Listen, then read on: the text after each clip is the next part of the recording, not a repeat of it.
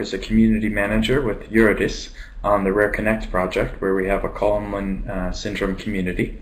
And today's webinar is on the new patient information sheets on Kallmann syndrome.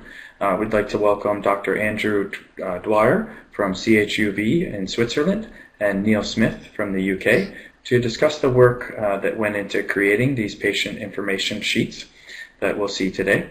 There will be translated versions available. We'll just look at the English one today, but this information sheet will be translated across 17 languages, if not more, so that patients around the world can access this information. I think these guidelines are unique because they were co-created with the current scientific evidence and also critically the patient point of view, which we'll hear more about. And these are being published through the work of the COST network, which is an international consortium of physicians and scientists studying Kallmann syndrome. So now over to Andrew and Neil to tell us more about the patient information sheets and how they were developed and how they can be used potentially by patients and physicians and family members alike. Thanks. Great. Thanks, Rob. So my name is Andrew Dwyer. I'm a professor at the University of Lausanne, and I work at the CHUV, which is a university hospital there.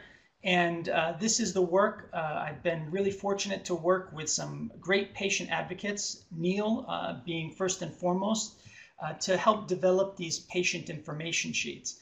And I guess the goal at the outset was to not just create information for patients from what physicians and researchers thought was important, but was to have a lengthy discussion with patients to really identify what their particular desires and needs were, and then to work together to try to say, okay, this is the best available scientific evidence for diagnosing and treating CHH and Kallmann syndrome, and combining that with what, from the patient's perspective, is seen as critical for living and coping with living with Kallmann syndrome. So maybe Neil, you can comment on kind of your point of view on that. As a patient with Kallmann syndrome, I talk to many patients around the world through Facebook groups, and I try to meet them in person when I can. And part of the job I enjoy doing is giving information about the condition to fellow patients, because at the moment there's not always enough reliable information on the web to be able for the patient to get access to enough information about their condition so they can have useful conversations with their healthcare providers. Quite often they're seen by doctors who have very little experience of Kallmann syndrome or may never had a case or treated a case of Kallmann syndrome before, so sometimes conversations can be quite difficult. So to have this level of information available, which is written by a consortium of Kallmann syndrome experts all over Europe and Australia, and with help certain patients as well, to try and get it into a comprehensive form that is useful for both patients and for clinicians. And I think the key point here is that it's not just written by the clinicians. This was co-created with the patients. We went through many rounds. We started with kind of the list of most frequently asked questions that Neil receives. And from that, we started to look at, okay, what is the evidence around this? And how can we put this in kind of a most frequently asked question format and provide some key points to help people understand the condition, and also what are the important points for managing and living with this condition throughout one's life. So maybe, Neil, if it's okay with you, we can just kind of scan through and review some of the different topics that we talk about. Okay. First and foremost, we give a very general overview about what is CHH and Kallmann syndrome, and this would be useful for patients to share with family members, as well as their primary care providers who may not, as Neil said, have experience with this. We talk a little bit about what is the biologic role, what is the importance of gonadotropin-releasing hormone, and when someone lacks that, how does that manifest? How does that show up as Kallmann syndrome? And we try to use some visual aids to help people understand that. And then coming back to kind of the individual, who is affected, both men and women, how frequent is it, which is a question I'm sure, Neil, you probably often get. Yes. Because many times with rare conditions, patients may feel like they're the only one with this condition until they're fortunate enough to link with other patients like Neil, who are active and engaging and help other patients really connect with other patients like themselves and sharing information. And then we talked a little bit about the genetics. How is it diagnosed? What types of tests might be ordered to help diagnose the condition? And this is important for people to understand what they can expect from an evaluation and what things might they be asked to do.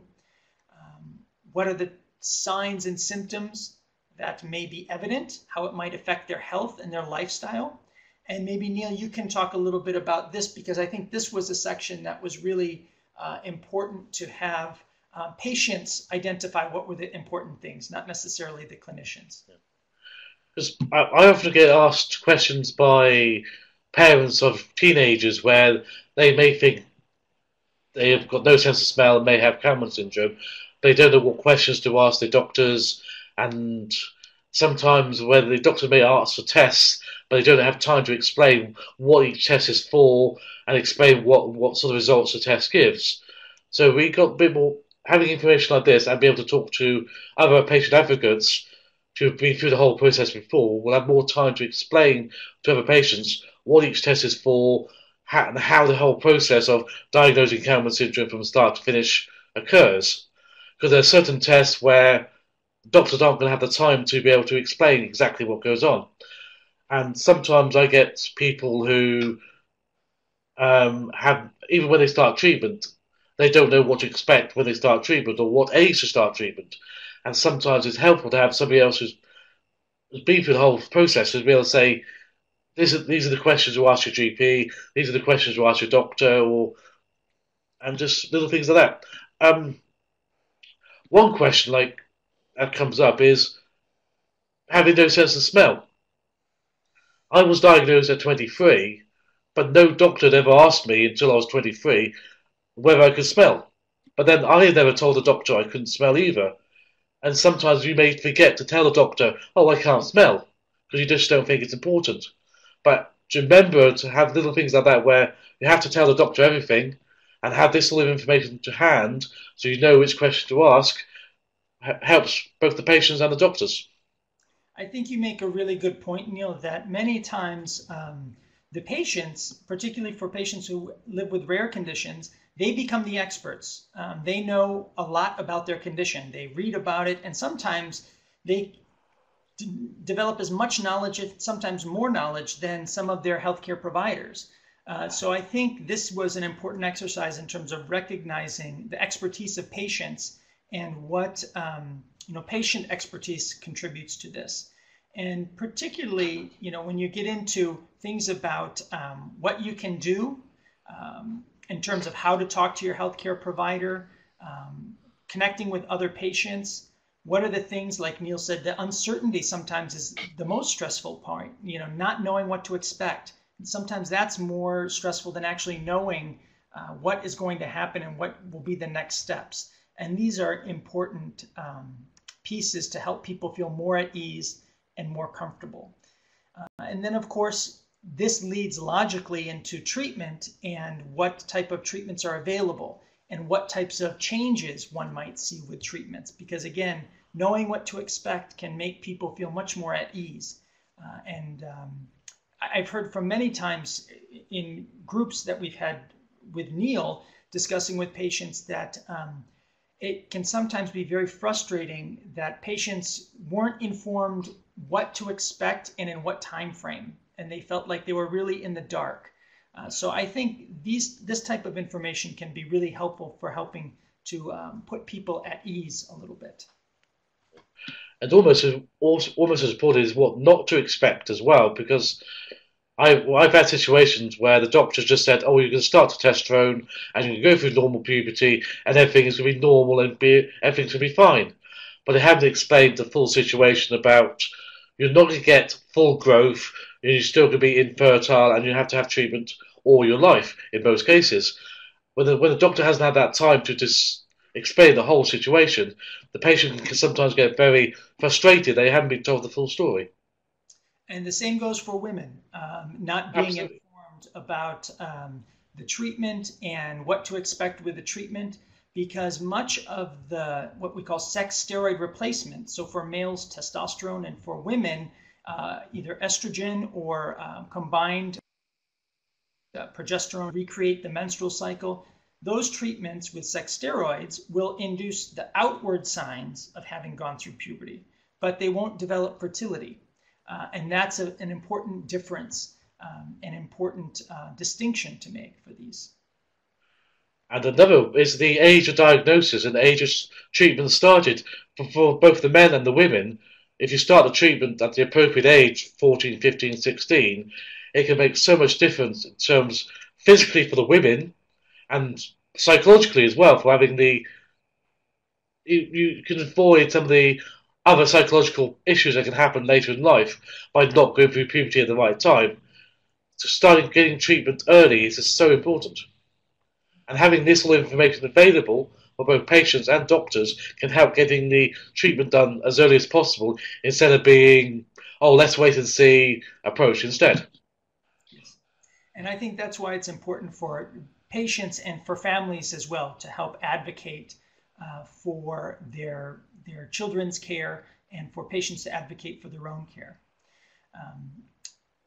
And again, we talk about, fertility, and that many times patients are informed that they will be infertile, they're not able to have children, which is not true. In the majority of cases, both men and women can successfully conceive or develop fertility potential. And that's something which is very important from a psychological standpoint, whether or not someone finds a partner and desires to have a family. Simply just knowing that it's possible can be very important for many people. So again, this is information that was emphasized because these are things that we heard from patients repeatedly from their experiences. So I think it was really critical that we had patients as guides for developing this. And then the last point is really try to bring home what are the key things that we would like people to understand about CHH and kind of the take-home points. And right now we're doing a survey which Neil has publicized on the Facebook group, and I believe we'll have a link attached to the webinar. If people are interested to evaluate this and give their opinion on the understandability, is it readable and understandable? And also, does it help guide people to understand what they can do to manage their condition? And then the end result is in the beginning of November, we'll have this version and all the translations, which as it stands with 16 additional translations in different languages to make this information available. Because Neil, you probably can say, where you are in touch with patients from around the world. And I think it's pretty impressive. And then sometimes when English is not the first language, it's sometimes difficult to give out the scientific information in a way they're able to understand. So having this in a translated form will be so much easier to give the basic information to as many people as possible, so they can go back to their own doctors and say, this is a condition from recognised doctors, to just give the basic information and to know where to find further information on afterwards. And I'll say for, I think I'm not aware of other cases, maybe there are, but I think this is one of the first examples of really showing a co-creation of patient education materials that was really the work of patients and experts. And Neil and other patients presented at one of our meetings, our scientific meetings, and I think that was really eye-opening for many people, particularly the people who do research and may not take care of patients directly. But I think that it highlights the importance that the expertise that patients bring and how much, that we can complement each other in this. And I don't know how it was for you working in this, Neil.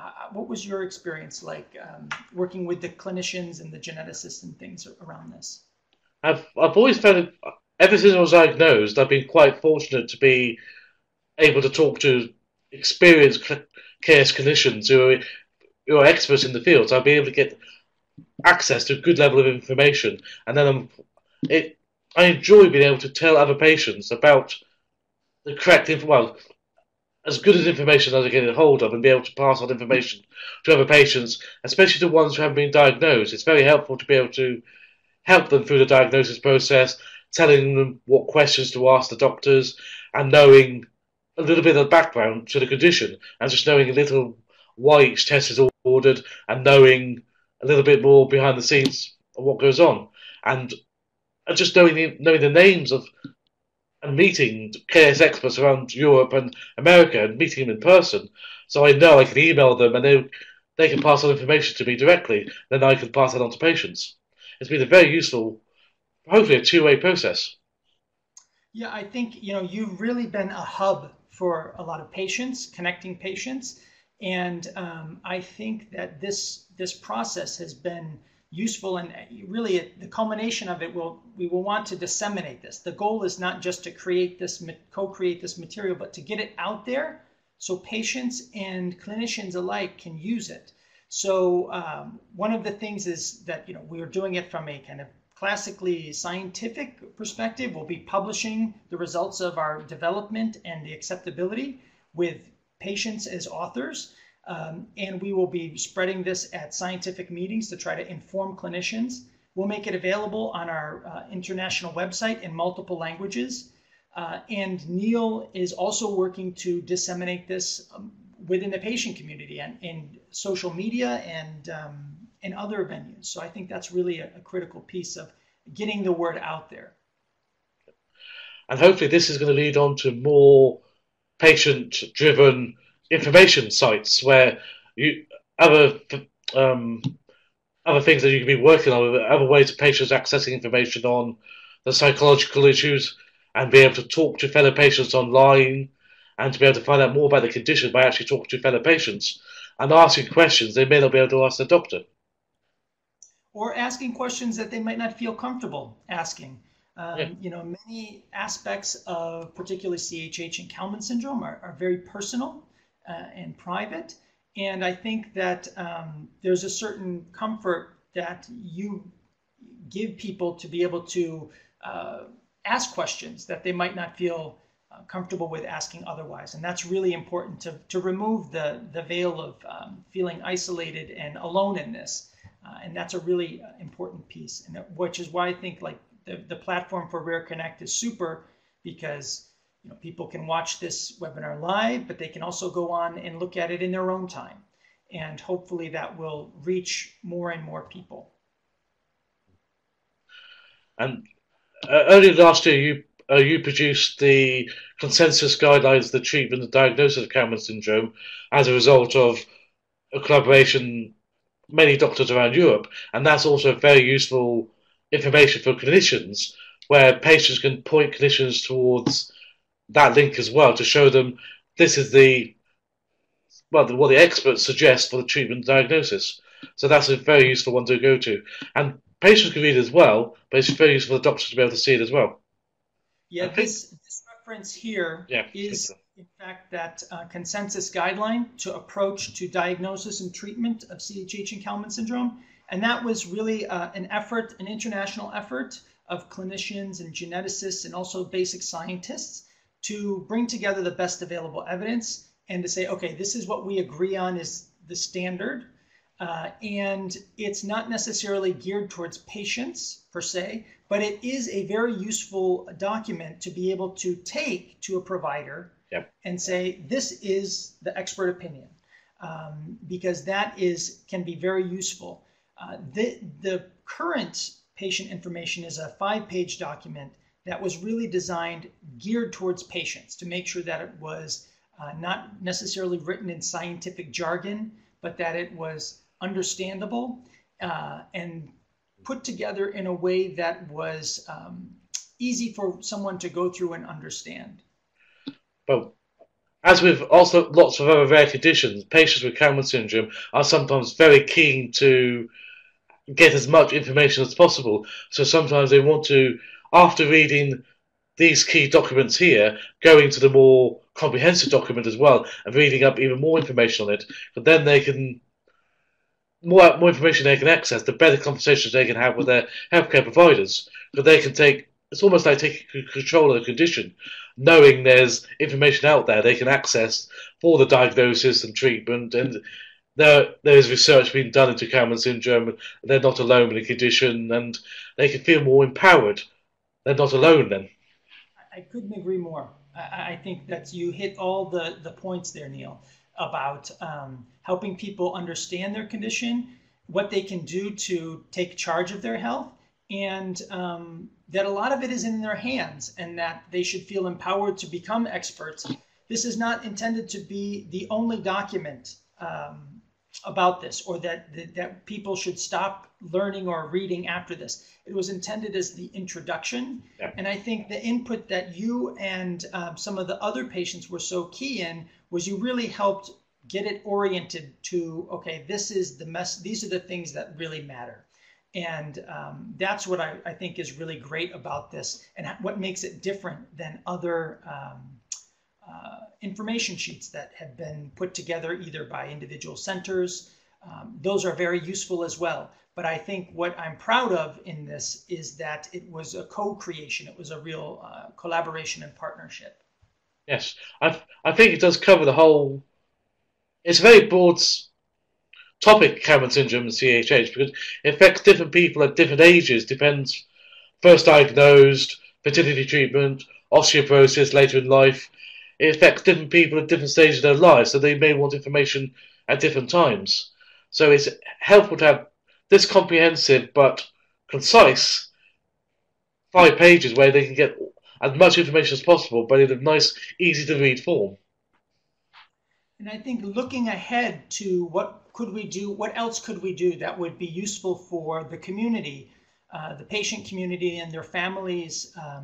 And I think looking ahead, that the idea of genetic counseling and helping people understand issues around genetic testing will be important, because that's a very complicated topic. It takes a lot of time to explain it and to make sure that people understand it. And unfortunately, given the health system and the structure of care, it's often very difficult to find people who have the knowledge and expertise, for one, to be able to talk about CHH and Kallmann syndrome and genetics, but two, also the time to be able to spend with this. So I might imagine that we could envision something that would be online, that patients could and their family members could interact with, to help understand a little bit more about the genetics, and maybe some of the questions and concerns that might be raised around genetic testing. What might that be useful for, and what will it not necessarily change about their care?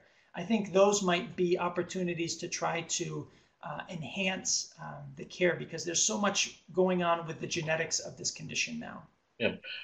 But unfortunately, the genetics, but there's also the limitations of genetics as well as the possibilities, where they have to be explained that genetics can't answer all the questions.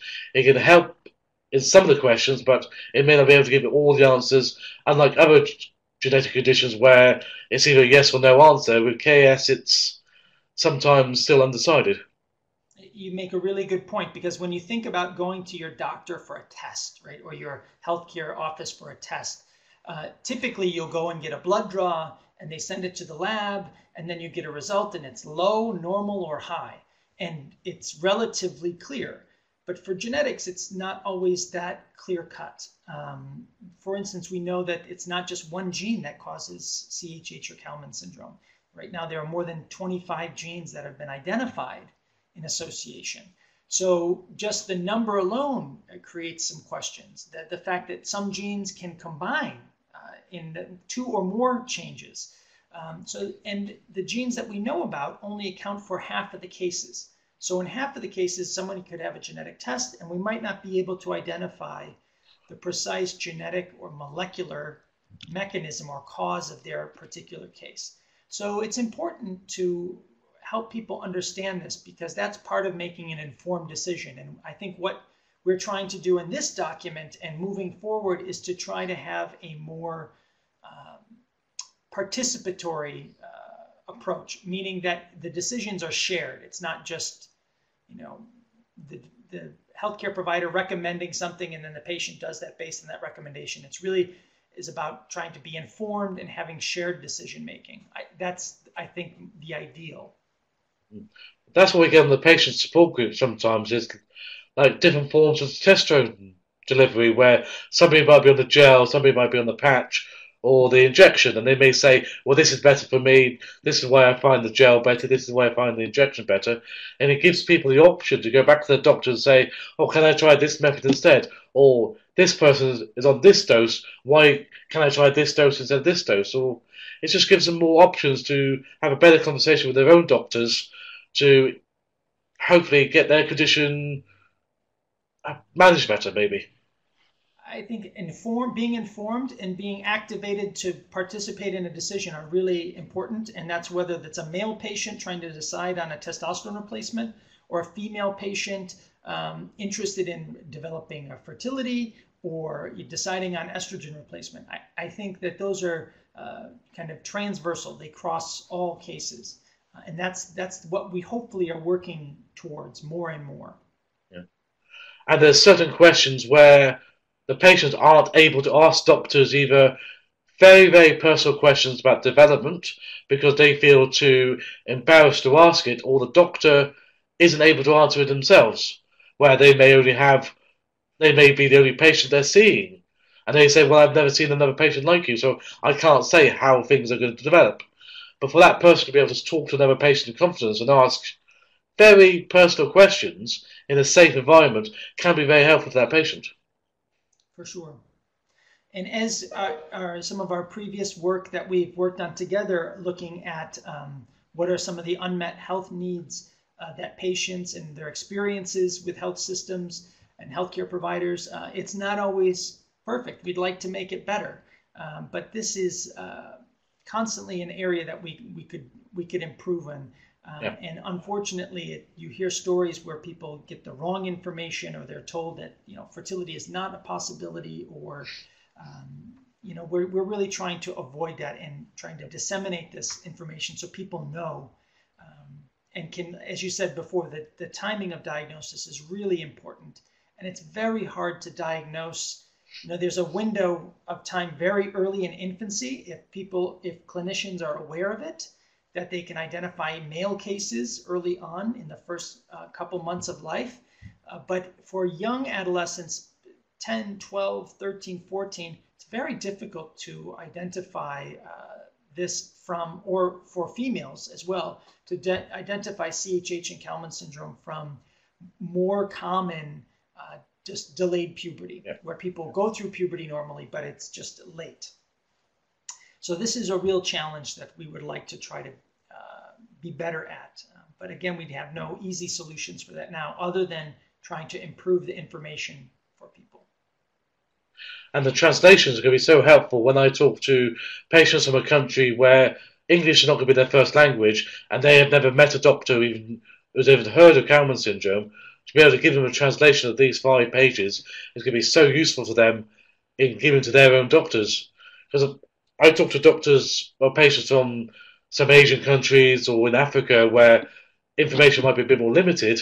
It's helpful for them to have this information in their own language so they can pass on to their own doctors. And, this is for better or for worse, right? Much of the information in science and medicine is available in English because that's the language that most things are published in. So I think that this is also a step ahead in terms of giving access, because we're able to form this network, and we've got clinicians from all over the world who've agreed to translate this and have done so. And at the bottom of each page, there is in that language the person, the physician, the expert who contributed to that. So not only is it information in a language, it's also being able to have a connection and a link with a clinician who understands this condition in your native language. And I think that's a big step ahead, because many times if somebody doesn't read English, and that's a lot of the world, they might not have access to the information. I think patients are going to find this very helpful just as a very good introduction to the disorder, and to be able to talk to their friends, family about it, go to their doctors and give them the information where they get at least the start of the discussion, to know all the basic points of Kallmann syndrome and to know what questions to ask. I hope so. I mean, part of the evaluation process that we're doing online now is to say, okay, well, we've done our best we can to try to put something together, but that doesn't mean that we're not open to making this better. And part of it is about getting feedback from other patients, as many as possible, to say, is this clear? Could it be better? What were your recommendations for improving it? How would you like it to be different? And really, we want to use that as, crowdsource that information and use the knowledge of the hive, if you will, to get this, to try to make it better, because it's not as if it's going to be a static, never changing document. We want it to live and to be disseminated and for people to use it. That's the goal. So we are really open to receiving critiques and comments and constructive feedback. And that's where you can hopefully get patient advocates in different countries where they can talk to patients in their own language. See, I've tried to talk to patients in Italy or Hungary, where obviously it's very difficult for me to talk to them in English, because it's not their native language. But for them to be able to talk to a fellow patient in their own language will make so much difference to them. So it'd be so helpful to have this sort of information in their own language. Yeah. And we've also tried to it's not just we put it into Google Translate. We had real clinicians, translate it and make culturally relevant adaptations to it. So, example, sometimes we compare things, sizes of things. Sometimes maybe you're comparing something to a fruit that is relevant for one culture, but not so relevant for another. That's where we use the knowledge and the local expertise of the clinicians to make it relevant for their particular population. So I think that's also an important piece. It's not just the language, but it's making it culturally relevant, because cultures are quite different, frankly. Yeah. And hopefully it's just like develop a whole network of patients in different countries, different areas where they can actually talk to fellow patients. It should be quite a very useful tool. We hope so. That's the goal. And we look forward to getting feedback from people. Well, that's the most important thing, yeah. It's for patients, and the more feedback you get from patients, the better you can enhance for next time when you want any change to be made or any more additions. As long as patients tell you what they need, might be able to do that in future.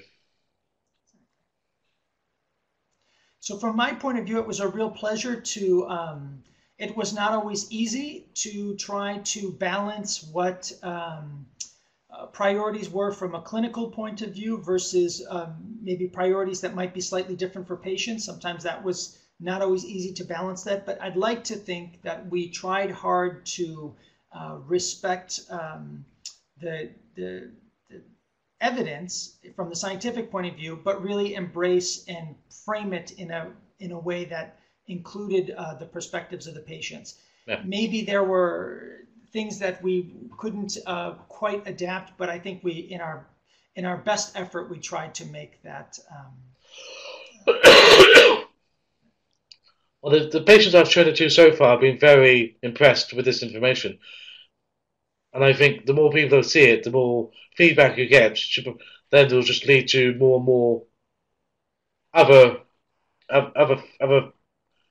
things in the future as well, more developments where we can start talking to patients about the psychological issues, the more advanced fertility issues, the more advanced genetics. But getting the basic information out there first is the most important thing, and then the more feedback we get, the more able we are to develop more information for the patients. And I'm so impressed with, the utility of the web for this, because we had, for example, I had a patient contact me who is an English speaker. He evaluated it, but he also speaks Russian and does translations. And he was very willing to work with his local endocrinologist to translate this into Russian. So again, this is the type of activism from the patient point of view that I think is really untapped, and we're just beginning to see the potential of. And that's a really positive way for patients to give back to other patients. I mean, it's a really, I'm impressed with just the altruism and the giving of others and the generosity that you and others have given to this process, because it's really, that's what made it. I think it's been a very worthwhile process. I enjoy talking to fellow patients, and it's quite nice when I may not have spoken to somebody 2-3 years. They suddenly email me back and to say, "Oh, I've got diagnosed. Things are going well now." It's just nice to know things work out quite well sometimes when you pass on information. So hopefully this can be part of this this process of being able to provide really vetted information, and not just from purely a healthcare professional point of view, but also from patients. I think it'd definitely be very worthwhile. So I don't know if you have other comments, or if we have any comments from anyone online, but if not, I'm happy to discuss further with anyone who would like to contact me about this. We welcome openly anyone who would be willing to go online and evaluate it and give their viewpoint and thoughts, and hopefully to help contribute to improving this, because that's really the goal. And again, the idea is to have this in the beginning of November online in 17 languages, and to begin spreading the word via different scientific platforms, the web, and social media, to make sure that we can reach as many clinicians and patients as possible. Very good. Thank you. Thank you very much for your help, Andrew. So Great, thank you. It's going to be very useful.